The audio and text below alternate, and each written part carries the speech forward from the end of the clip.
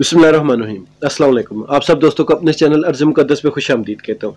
जैसा कि आप जानते हैं, इलेक्शन कमीशन ने अपना फैसला सुना दिया, जो कि पहले से सबको अंदाज़ा था कि इसी किस्म का कोई फैसला आने वाला है। क्योंकि इमरान खान साहब जिस तरह ज़िमनी इंतखाबात जीते हैं और उसके अलावा जितने भी मतलब के सूबाई और कौमी जितनी भी असम्बलियाँ थी उनके इंतखाबात वो जीत चुके, और इनकी भरपूर कोशिश के बावजूद और इनके सबका इकट्ठा होने के बावजूद इमरान खान साहब जीते। तो उस जीत के बाद ये अंदाजा हो गया था कि इनके पास अब कोई दूसरा ऑप्शन नहीं रहा। वो लीगल तरीके से इमरान खान से कहीं भी नहीं जीत सकते, और उन्होंने इलीगल काम लीगल लोगों के जरिए करवा लिया। मतलब कि जो बदमाशी वाला काम था, जोर जबरदस्ती वाला काम था, वो इलेक्शन कमिश्नर से करवा लिया। तो इलेक्शन कमीशन ने जो फैसला किया ये टोटल बुक्स की बुनियाद पर है, और नजर आ रहा है कि ये टोटल पीडीएम की साइड दी गई है, और इसमें हमारे जो जो इदारे हैं वो भी शामिल हैं। यहां मैं एक बात का जिक्र करना चाहूंगा।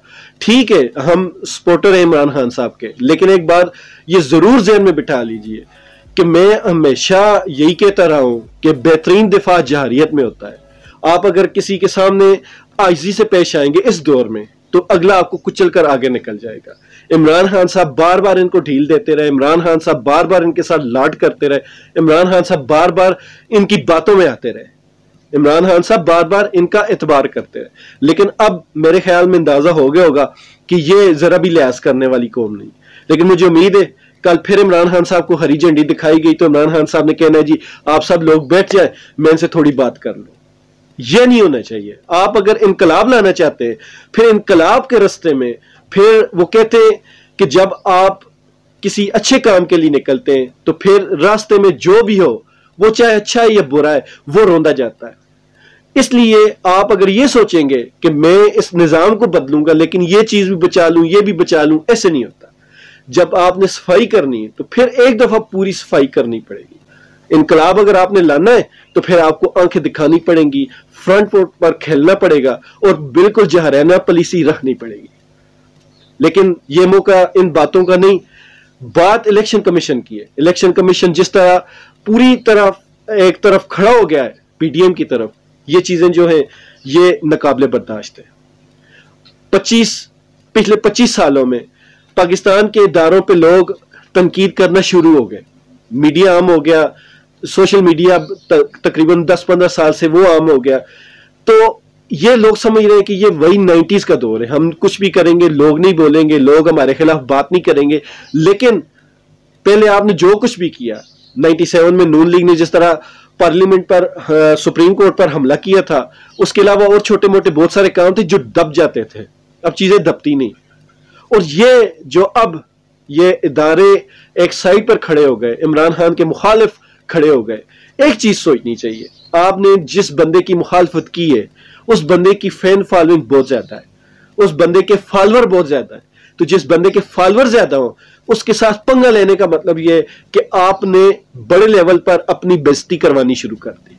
अब जितने इमरान खान साहब के फॉलोअर हैं, जितने उनके सपोर्टर हैं, जितने उनको मानने वाले लोग हैं, उनकी सारों के जो तीर होंगे, जो उनकी गोलियों के निशाने होंगे, जो उनकी बातों की जिस तरह कहते हैं ना बातों के तीर चलाए जाते हैं, बातों की गोलियां चलाई जाती हैं, उनके निशाने पर सिर्फ आप होंगे। तो जब आप निशाने पर हैं तो फिर कोई कैसे कह सकता है इदारों की इज्जत करनी चाहिए? अब आपके इदारों की इज्जत नहीं रहेगी। क्यों? मैं पहले भी एक बात अर्ज करना चाह रहा था लेकिन बवजूद मैं खामोश रहा। उसकी वजह यह थी कि मैं नहीं चाहता था कि कोई भी ऐसी बात हो जो पाकिस्तान के इदारों के ऊपर हो, क्योंकि ये इदारे पाकिस्तान के हैं, ये किसी शख्स के नहीं है, किसी की मलकियत नहीं है, ये सिर्फ और सिर्फ पाकिस्तान के।